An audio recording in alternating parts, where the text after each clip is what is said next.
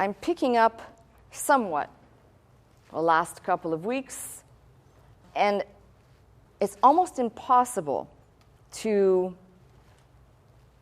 have an exact closing point, because to try and close off one of these subjects regarding the lost tribes requires, and you've got to open 3 other doors.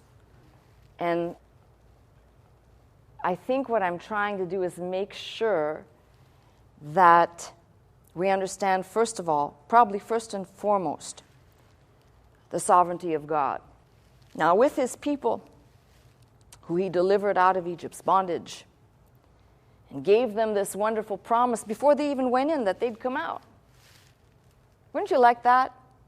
Before you even go in, generations before you go in, the promise to come out generations later and better.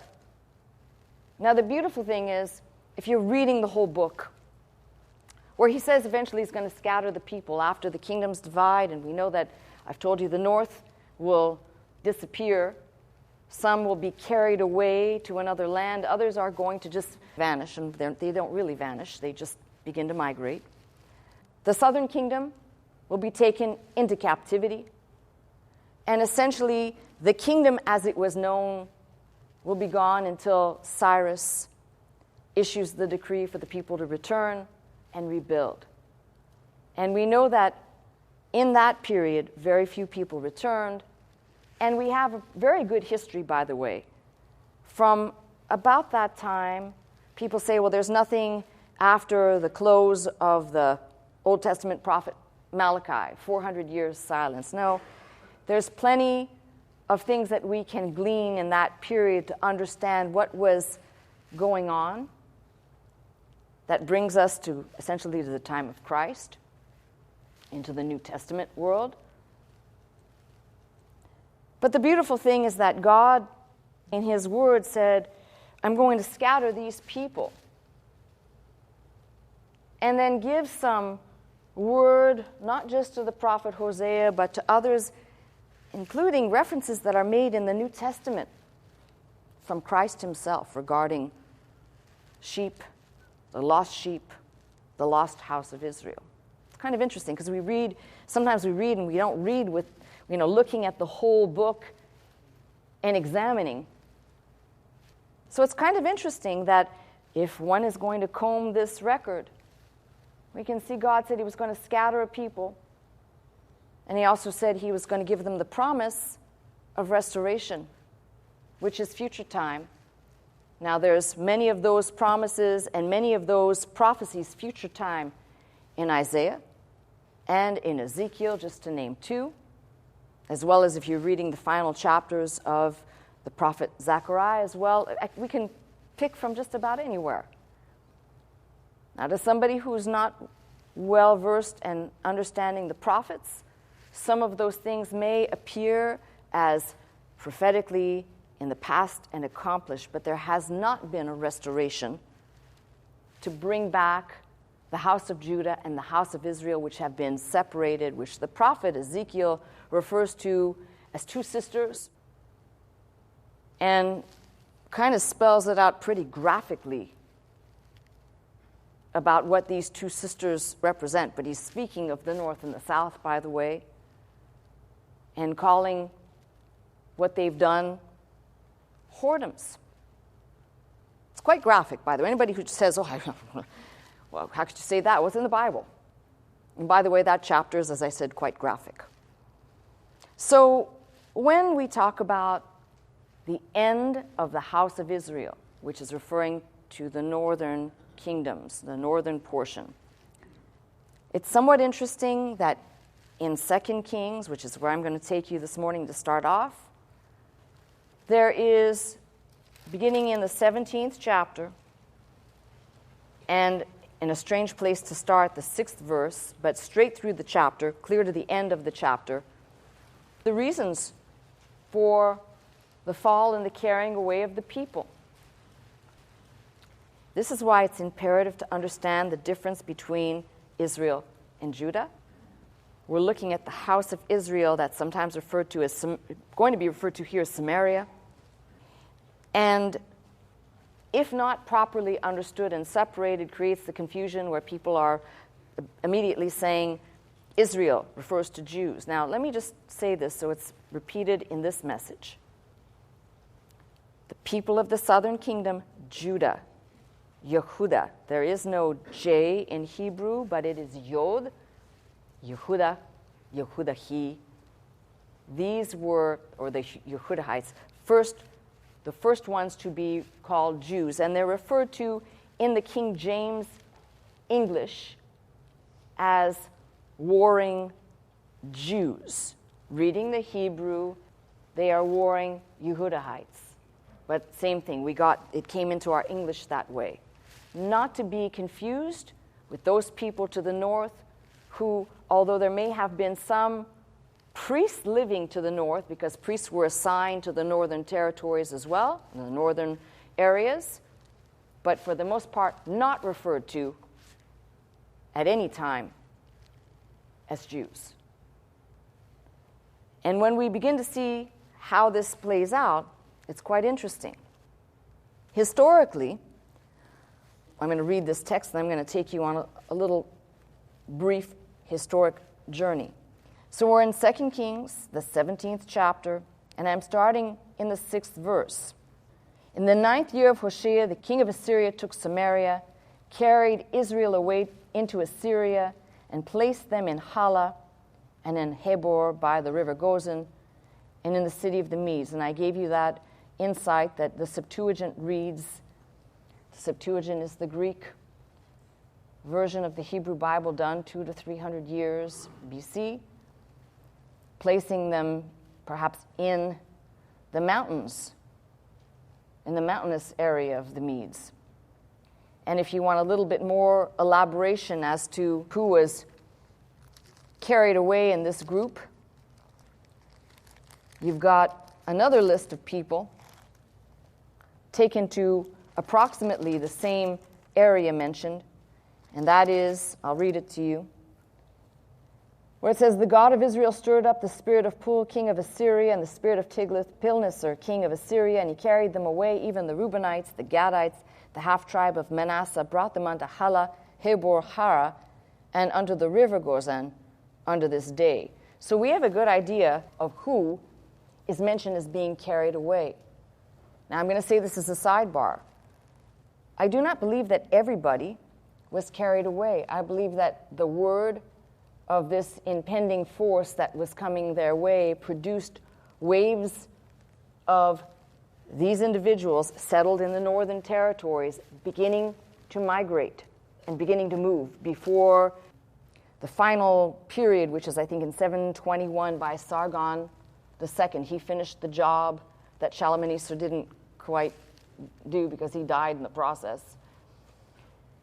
But it's important to note, and there's good evidence to prove, that there were several groups of people who began to migrate and others who were carried away. And this will become important, by the way, in understanding how, when these people are settled into a different land, and the reference right here, by the way, Hala, Habor, and the other reference I just read to you, which is Hara, the area around the river Gozan and the city or the mountains of the Medes, the Media area, is actually specifying two distinct areas that are apart from each other.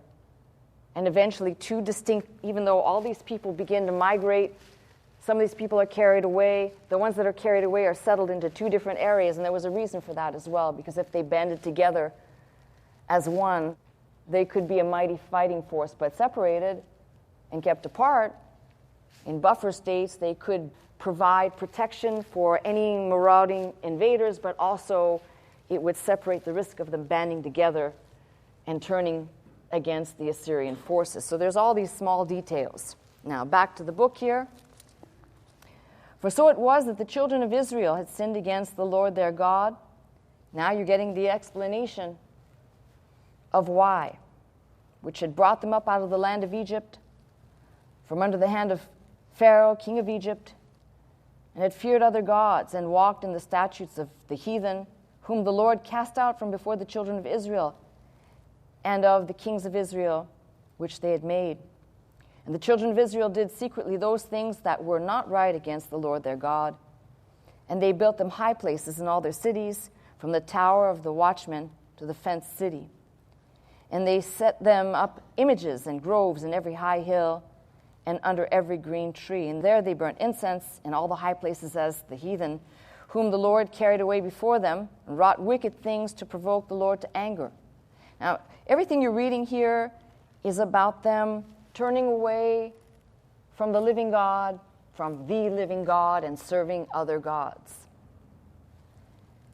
And think about this. It's the very thing that was pretty much the straw that broke the camel's back for God with Solomon, the wives turning his heart away so that he followed other gods. And, if you think about it, people tend to say, well, back there, and, the Pentateuch, God said, thou shalt have no other gods before me. I'm a jealous God. This is, if he's the God of deliverance and salvation and the God of eternity and the God of the forefront and the God who is at the end of things and the beginning of things, it would seem very plausible that we would take a chapter out of this, a page out of this, and say, of course, we wouldn't do such a thing. But to have a modern understanding of what is going on here, although these people, there's an itemization going on, but we do the same thing. We think, these people, how terrible, look what they did. But we do the same thing. We set up idols in our life. We're not bowing down and worshiping to statues, but something that takes the place of God. Anything can take the place of God. And things that can be even seemingly good can take the place of God. The footnote here is not to just read the history of these people, but to understand that it's really a wake-up call to every single person who decides that there's something more important. As I said, it can be even something good. C.S. Lewis said, the difference between cuddling up in front of the fireplace with a good book versus reading the good book. Well, if it interferes with reading the good book, he was referring to the Bible, then that becomes an idol. If it interferes and takes the place of it, if it cuts into, it's an idol. We don't tend to think of things like that, but I bet you, and I'm speaking first, I never point the finger at you and say, hey, I bet you every single one of us has an idol in our life. In fact, I'm sure of it. Some of it good, some of it bad, some of it you're not even aware. That has taken the place of what should be front and center, and most importantly, not in compromise as these did. So, it appeared as worship, but this is a different type of thing going on here. It says, for they served, verse 12, they served idols, whereof the Lord had said unto them, ye shall not do this thing.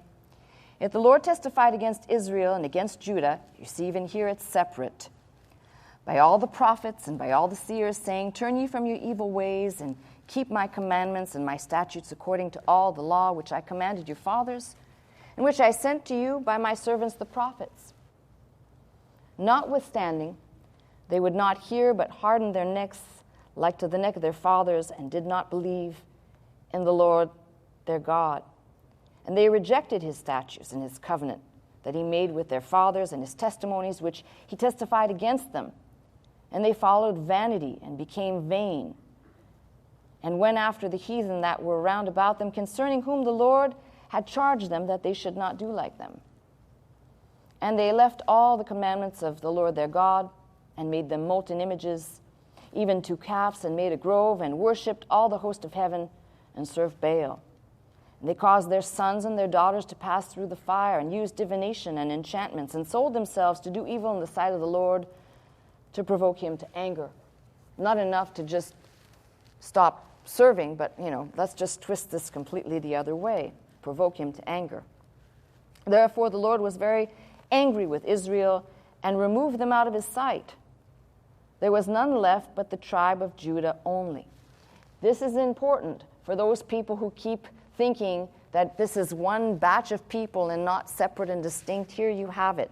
When it says, but only the tribe of Judah, now it's referring to that southern portion. Also, Judah kept not the commandments of the Lord their God, but walked in the statutes of Israel, which they made. And the Lord rejected all the seed of Israel and afflicted them and delivered them into the hand of spoilers until he had cast them out of his sight. I don't know why, when I read that just right there, it actually makes me have a little bit of a knot in my throat. That God would get to the point of saying, you must be cast out of my sight. That's how bad you are. For he rent Israel from the house of David. And they made known Jeroboam, the son of Nebat, king. And Jeroboam drave Israel from following the Lord and made them sin a great sin. For the children of Israel walked in all the sins of Jeroboam, which he did. They departed not from them, until the Lord removed Israel out of his sight. As he said by all his servants, the prophets, so was Israel carried away out of their own land to Assyria unto this day. And that pretty much, if somebody says, they're listening to me, particularly those people who don't have Bibles, who listen and they will argue and say, what are you talking about? Well, I just read it to you. It's right there. And we've got abundant, we'll call them historical breadcrumbs, to back up what's being said here. Now, there was a first, we'll call it carrying away. I don't really want to use the word deportation because unlike the southern kingdom that will fall later, that actually were carried away into captivity and deported in the truest sense of the meaning, you've got at least 2 or 3 records, beginning for sure the one that is in secular records, 730, 732, and then 2 more after that that are recorded, that are absolutely, we can say, these are the dates, to about 722, 721 BC. And then what's important to note here is, and why I made the reference, that not all of the 10 tribes to the north could have been carried away. It's important that you hear this out because this will explain some other things I'm going to say later, which you may go, huh? They couldn't have all been carried away and settled in the areas that I mentioned. The area would not support it. If you imagine, even though we're talking about a large group of people spread out in the northern kingdom, where they would have been settled, the areas that are described as Hala, Habor, Hara, by the river Gozan, and in the cities or the mountains of the Medes, could not support the entire population of all the tribes. So just hang that there for a minute. Now, what's even more weird, and I find this is the weirdest part of this whole chapter, is what happens after the people are deported. This is the weird part. Beginning at verse 24 through verse 41, we're still in 2 Kings 17th chapter. And the king of Assyria brought men from Babylon and from Cutha and from Ava and from Hamath and from Sepharvaim and placed them in the cities of Samaria instead of the children of Israel. See, he brings in these people from all over the place, but not many, and I'll explain why in a minute, not many to live there. Very bizarre. And they possessed Samaria and dwelt in the cities thereof. And so it was at the beginning of their dwelling there that they had feared not the Lord. Therefore the Lord sent lions among them, which slew some of them. Lord, I'm praying for my lions. Right? But it's the weirdest thing I've ever read. The king of Assyria rounds up people from all these different places and has them live in Samaria, the very place that he's cleaned house from. The people didn't fear the Lord, so the Lord sent lions, and the lions killed some of them. Therefore they spake to the king of Assyria, saying, the nations which thou hast removed and placed in the cities of Samaria know not the manner of the God of the land. Therefore he has sent lions among them. So this is what's crazy. They even acknowledged. You might read right by this. They even acknowledged, they said the God of the land, but they acknowledged that it wasn't some random thing like because the city was barren. The lions came. They said the God of the land did this thing. And these are heathen people. That's what's so mind-boggling, is they acknowledge that. They at least acknowledge that, which is far more than some heathen people I talk to. Never mind. Therefore he hath sent lions among them, and behold, they slay them because they know not the manner of the God of the land. Then the king of Assyria commanded, saying, Carry thither one of the priests whom ye brought from thence, and let them go and dwell there, and let him teach them the manner of the God of the land. So now you're going to bring back a priest who was once dwelling there in all of its customs to teach these heathen people about the God of the land. Wait. Then one of the priests whom they'd carried away from Samaria came and dwelt in Bethel and taught them how they should fear the Lord. Howbeit every nation made gods of their own and put them in the houses of the high places which the Samaritans had made, every nation in their cities wherein they dwelt.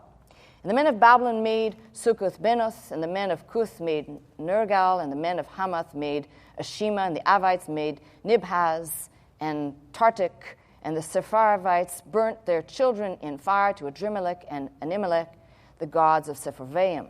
Nice people. So they feared the Lord and made unto themselves of the lowest of them priests of the high places, which sacrificed for them in the houses of the high places. So it's like a little bit of this and a little bit of that. And if you have a little bit of this and a little bit of that, you should be okay, right? That has to be the logic there. They feared the Lord and served their own gods after the manner of the nations whom they carried away from thence. Unto this day they do after the former matters. They fear not the Lord, neither they do after their statutes or after their ordinances or after the law and commandment which the Lord commanded the children of Jacob, whom he named Israel. I like the fact that this chapter kind of spells out everything if you're still not sure who we're talking about.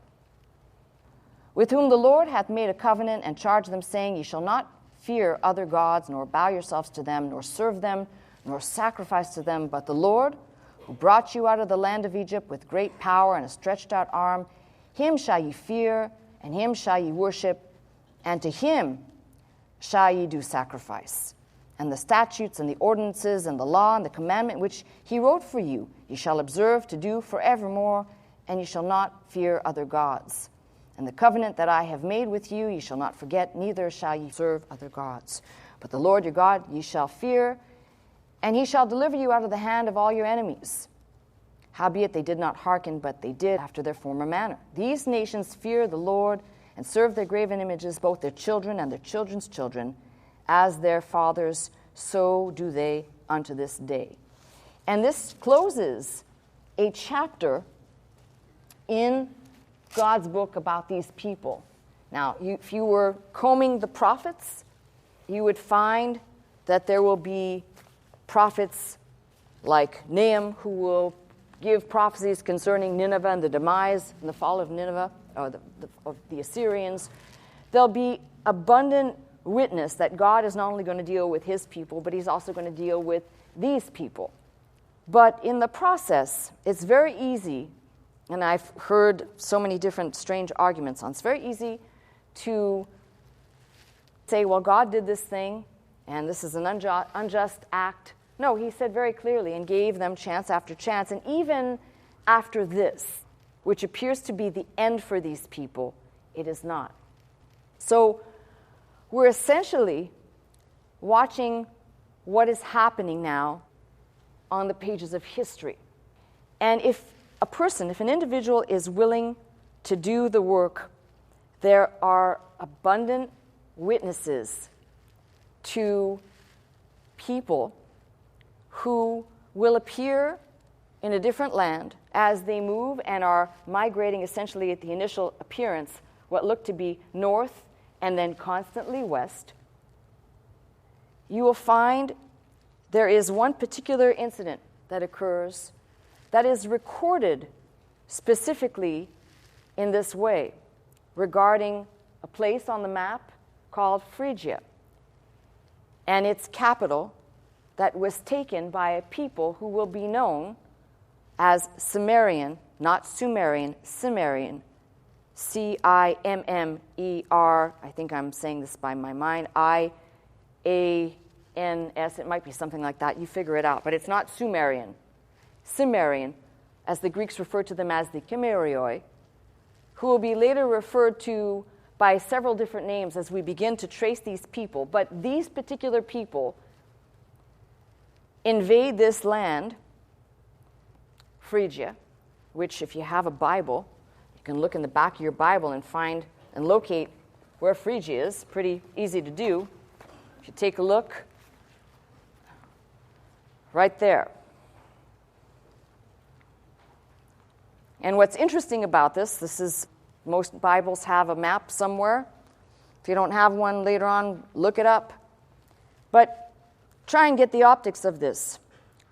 If these people were coming from this land, where my index finger is, it's going to look good on radio, and they move across, remember I said scattered across the Euphrates, they move across the Euphrates, and they begin to move north, and they're moving across in this direction. Actually, some will move up towards Thrace, some will move towards Mysia and Phrygia. But there is a certain historical reference that chronicles the invasion of Phrygia by these people who, let's just say, disappear from one place and are moving, and we know they're moving in that direction because, as I read to you, 2nd Esdras out of the Apocryphal describes the direction, moving towards these mountains, Sereth, moving essentially north,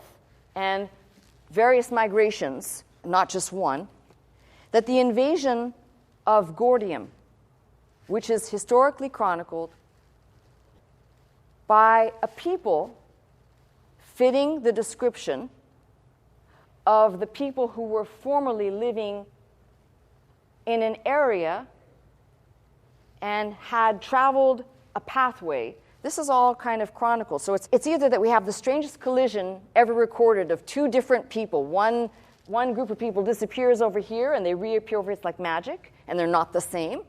But then if they're not the same, what happened to these people? Who will, by the way, will be able to trace them and know that they're the same people. And we're able to do that through different historical methods. There are places where we have a record. Tiglath-Pileser I, that's way much earlier, refers to people he defeated near the Euphrates as the Muski. And some people have said, well, are these the same as the people you're referring to? These people who will be called the Sumerians, and sometimes a different group of people called the Scythians. Well, we're going to say they're all going to come from about the same woodpile. And there's going to be some intermingling along the way, but these became two separate groups.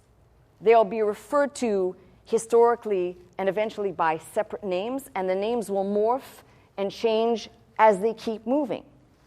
So if we were going to take a timeline, the best way for me to do this would be to start with the 5th century, because by the 5th century, there are at least 5 major historians recording that people known as the Celts now, we've moved from the Cimmerians, C, to what the Greek referred to as the Chimeroi, to people referred to as the Keltoi or the Galatai people, who will be referred to later as the Celts, who were dominant throughout Europe. And as you begin to trace the footsteps of these people, there are a few things that become obvious.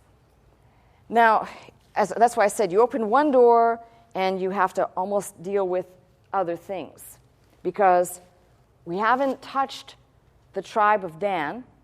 From previously, I said you were going tribe by tribe and we were looking at the famous people and their issues and maybe some breadcrumbs that can give us some ideas of things. We haven't gotten to the tribe of Dan, which undoubtedly made many of these journeys before this time, because much of the land that these people, these Cimmerians / and Scythians who begin to migrate, will cross over territories that have already received names that bear the mark of Dan. And when I say that, don't think English, don't think D-A-N, think D-N, because the Hebrew language does not have, unless you understand vowels were added later, it does not have any vowels, so we don't really know exactly what it would have sounded like, but you've got enough places that were named after the tribes as they went, the tribe of Dan specifically, leaving their names everywhere. Probably easier for me to show you a brief idea for those who are not familiar, who are going, what are you talking about? See, that's why I said it's kind of challenging to try and, for those people who don't have a frame of reference, who might be extremely confused by this. So this is going to be very dark, so you're almost going to move over here in a little bit more light. And if you can see the yellow, you've got the Dnieper, the Donets, the Don. These are all rivers that bear the name of the tribe of Dan. And then this map I'll explain a little later. It has to do with a Scythian culture that's dispersed and spread like seed all over the place. And all of these markings have to do with settlements and finds regarding the Scythians. But that's a different story. What I'm trying to say is that in migrating, this first subject that I'm dealing with is already crossing some of these territories that have already received names from a tribe that has already moved on long before this period ever started. We know that, by the way. I'm introducing something which I'll have to pick up somewhere else. We know that the tribe of Dan was on the move way back there in the book of Judges in the 5th chapter while Deborah is singing her song. She's asking why Dan did not come to the aid, why Dan was still in his ships. Their territory was on the seacoast, and by the way, they had already been traveling and migrating. That was already, we're talking a great time before these events that I'm discussing. So along the way, they have left and named places that will pick up in another message, going as far from the territory they left to Macedonia, Caledonia, Scotland, all of the different places where their names will pop up, and we will find the mark of the tribe of Dan has been dispersed pretty much everywhere where you can follow their trail and recognize this is why in the prophecy, the blessing prophecy given by their father Jacob, who became Israel, he says he's like a serpent, leaving a trail like a serpent winding all over. And the map pretty much records that. So as these people, we're talking about now mixing two groups of people, the Sumerian people and the Scythian people, begin to move and migrate, there's already been, we'll call them breadcrumbs, of other peoples who have migrated, who have named places after their own tribes and have moved on. By the time of Ashurbanipal, which is 668 to 627 BC, Sardis, the capital of Lydia, will fall. And it's taken several times by several different people. First by the Sumerians, then by the Trer, then by the Lycians. And it's finally, by the end of the 7th century, it is restored by the former king, who becomes king again, Alieres, who finally gets the Sumerians out of his territory. And why is that important? Because you begin to see a new migration. Now, these people, I want to be able to read something to you, and hopefully I can figure out how to get permission to do this. But there is an incredible work by a man who I believe had to have spent most of his life researching the origin of the races. And the information that he provides on the human remains that have been unearthed, we're talking about primarily skeletal, cranial remains that have been unearthed, to make some comparisons between the people we're talking about in, for example, my reference to the Sumerians versus the Scythians, versus, for example, people that will encounter the Thracians or the Trer. All of these people where cranial remains have been found, and he had done this study to analyze the different sizes of skull and some of the different finds that were incorporated. And there are certain things that he concluded as they began to find these remains, that people in certain parts, they were not separate people. Some of these were of the same group that branched off, and over the course of time, in the environment that they were in, there were some changes that occurred, and whether that was through intermarriage or whether that was through climate, however. But his research is remarkable. And part of that discovery, he goes back to talk about the finds at Hallstatt and Le Ten, and really actually reinvestigates and opens up what many people have considered closed at this point. The period referred to as the Le Ten period is that period from about the 5th, typically has been referred to from the 5th century to just before the 1st century, of these Celtic people moving. But in fact, it's now clear that it's actually earlier than that. And the finds at Hallstatt in Austria, the same thing. And of course, this map that I just showed you gives you a good idea that when you're looking at a map that gives you a pretty good idea of how scattered this type of culture, which if one is going to trace, will extend, and finds of these people will extend all the way to the southern parts of Russia, and with great archaeological finds and discoveries which have been matched up to some of the finds from Hallstatt and Le Ten, an incredible, I believe, 2,500 articles at least from that region.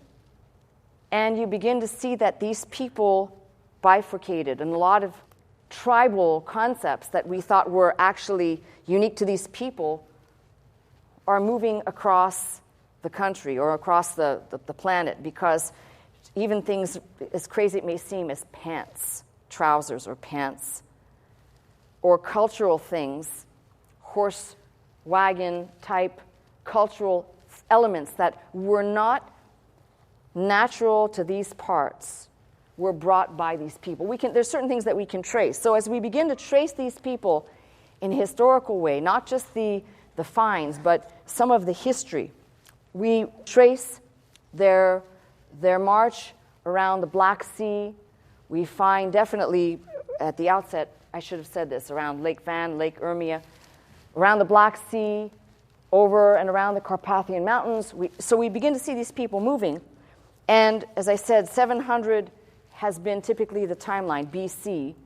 By 600, these people, or one group of these people referred to as the Keltoi, moving west. And we even have an ability to examine the philological, their linguistics.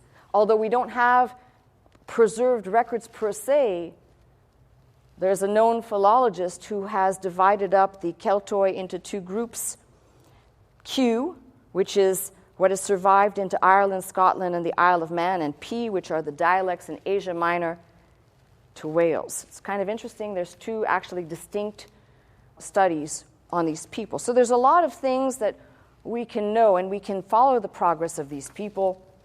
But probably the most important gotcha thing in all of this, which is something that it should be a fascinating thing for anybody who hasn't heard of it or hasn't examined it, which kind of clenches all of this together, because there still may be people saying, well, are these people that you've described originally as the House of Omri? I'm walking you back now through all of the steps we've gone through, the House of Omri, that was referred to first as the king who died, and then all the people that came after that followed him as, instead of the house of Israel, the house of Omri, Beit Homri, that then began to be referred to as the Gemera or the Gemir, the people from the land of Gemir, that began to be referred to as the Cimmerians. How do you make the connection that these people, or in many cases actually it's the Sakai, how do you make the connection and know that these are the same people? How do we know that these are the same people? Well, it is the Beostan rock. For anybody who's still sitting on the fence and saying, well, I don't know about this. Well, it's a timeless piece of a great example of how language can clarify things and not be a separating factor. Just think of the Behistun rock as just like we thought of the Rosetta Stone before Champollion cracked the code and figured out that there were actually 3 distinct languages and that hieroglyphics were It wasn't just limited to pictures. We were looking at a language distinct. The Beersten rock was a tribute to Darius, the king, and it was a list of 23 of the nations that came under his rule. And it was carved in a rock, which is quite high. I think it's 4,000 feet up. It's on a precarious cliff. 3 columns of languages. And until Professor Rawlinson, who at the time started off as a 25-year-old Englishman off to that part of the world, and it became his life's work. He didn't start off as someone who was fascinated in this. He was assigned to a post, and that became his life's work, and other people then picked up after him. But it was in that work that these columns were deciphered. 3 languages: Babylonian or Akkadian, Elamite or Susian, and Persian. And what we found in these columns is that the people being referred to in the Persian and Elamite were the Saka. In the Babylonian, they were the Jamira or the Gamira. So when you talk about, well, how do we know who these people are? Are they one and the same? Obviously, these 3 columns were 3 languages saying the same thing in 3 different languages. And when you get to the Babylonian language, the people who are being referred to in the 2 others as Saka, which we referred to as those Sakasuni, the house of Isaac, are being called in the Babylonian Jamira or Gamira. They're the same people. They're just a bifurcation of each other, but they're the same people. Remember I said to you 2 settlements, probably where they bifurcated? 2 settlements. So it's important when we begin to look at the historical evidence that we pay close attention to these finds, because they help us to understand that as these people begin to move, there is a development and there will be warring factions. There's interesting studies, by the way, if you're interested, on the Carthaginians, which most people will argue against this, but we'll find that the Carthaginians, who actually paired up to fight against these people we're referring to, the Sumerians, the Simri, the Saka, actually are probably related to these people. In other words, down the road, there'll be people fighting and warring against each other who actually, somewhere back there, were actually part of the same tribe. And we can trace this by good evidence. It's not just some random idea. Anyone who's interested in reading some of the work by Herodotus that chronicles especially the Scythians, and I brought with me this particular book, which is right in front of me, so I might as well read a brief article, very brief, on the Scythians, so you can hear something that these people, who are not set out on some trip to prove any theory, it's an encyclopedia of the ancient world. Brills. They say the Greek term Scythai was an umbrella term including tribes of an originally mostly nomadic way of life who lived in the 7th century until the late antiquity to the north and to the northwest of Pontus, the Black Sea. It is not possible precisely to determine their northern frontiers between the rivers Danube, Dniester, Dnieper, and Don. Does this sound familiar to you? Their neighbors to the east were the Samardians, not Samaritans, Samardians, the Samarte. Those to the southwest, the Thracians. There were also non-Scythian tribes in these regions, and they list them. The Scythians had attempted expeditions to the southeast in the 8th century, mentioned in Assyrian sources from Sargon II, and had settled in the vicinity of Lake Urmia. They posed a constant threat to the kingdom of Urartu. Asarhaddon gave one of his daughters to the Scythian king Barbatua, as recorded by Herodotus, as wife in order to prevent a Scythian coalition with Urartu. And I'm reading back some of the history here so you can really see that's quite staggering. Just even in a secular record. No point to prove, to try and talk about the Bible, of course. In 630 or 620 BC, his son, Medes, defeated the Cimeri. We're now back to a different name. fought against the Mede. Then the Scythian then began a campaign of conquest into Syria and up to the Egyptian border, where Psammetichus, or the Pharaoh, compelled their retreat. Then they returned for 28 years in Asia Minor until the Mede drove them out, which I just referenced to you, and this King Alyattes finally driving them out. Trade between Greek colonies and the Scythians produced via certain emporium or trading posts were common. Both parties also conducted business in the farther hinterland.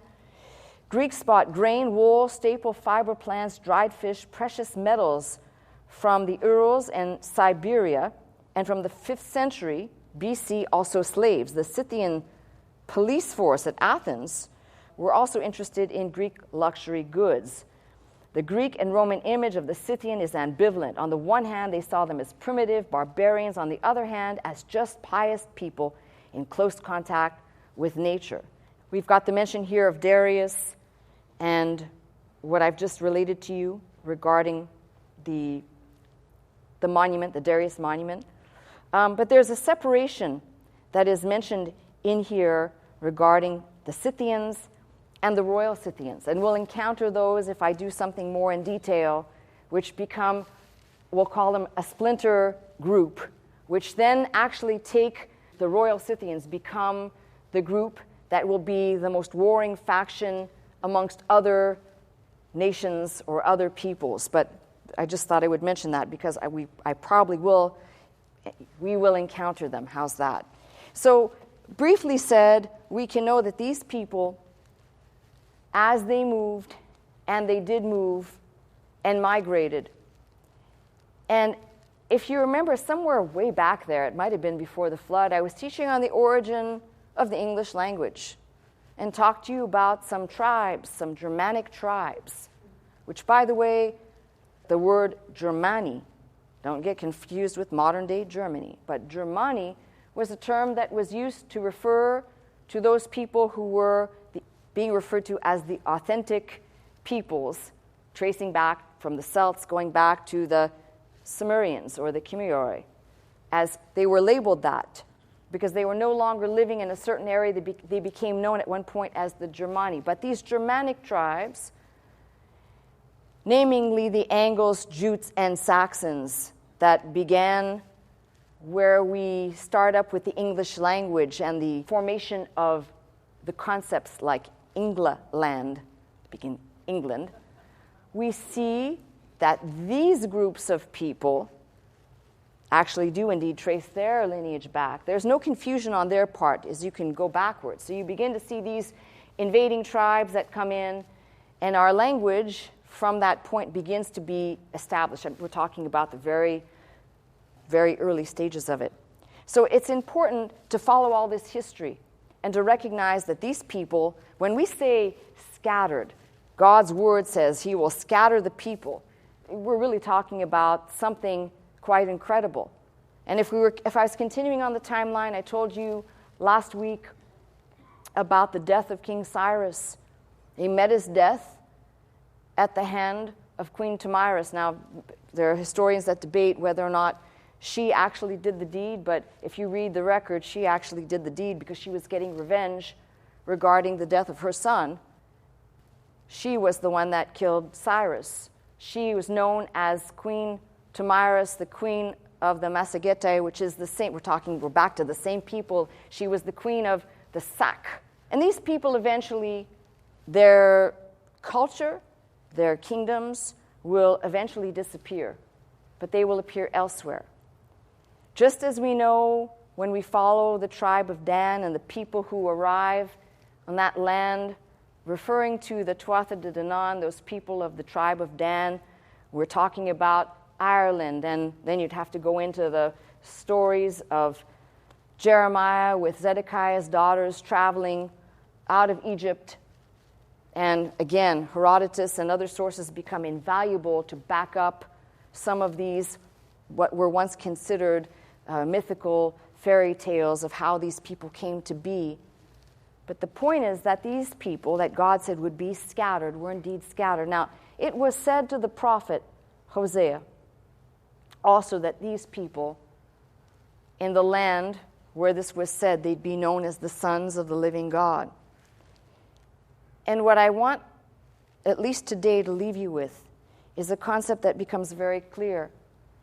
There's nowhere that you can look from the land that they began from and that they migrated or they were placed into initially, to all the travels as they moved. And I do not believe that we call people nomads. They pick up and they leave. Did all the people move? I believe that the remnants of the villages and the traces of archaeological finds that were deeply rooted are places where some remained and some stayed. But as they moved and as they migrated, they were fulfilling, without knowing, by the way, generation after generation, they were fulfilling exactly what God said, scattered.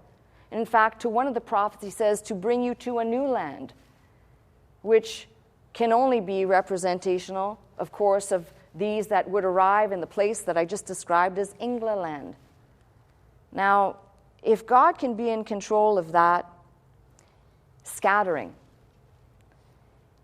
and we know my reference to all this somehow was in the book of Revelation, that God will call out of the tribes these people who will be virgins, preachers of righteousness, who will be heralders of the good news. I want you to think of something. The reason why it's important to understand that John, the seer of Revelation, was given this, and it's put down for us to understand. It means that in every corner of the earth, people say, in the end of days, will it just be a small area that will be afflicted? And the answer to that question is, there are things described in a particular part of the earth, and then there are things describing a third part of the earth. So it's going to touch the whole globe. And the most important thing to understand is as God has scattered, as he scattered, the people moved not knowing that they were being scattered or that they were fulfilling a prophecy.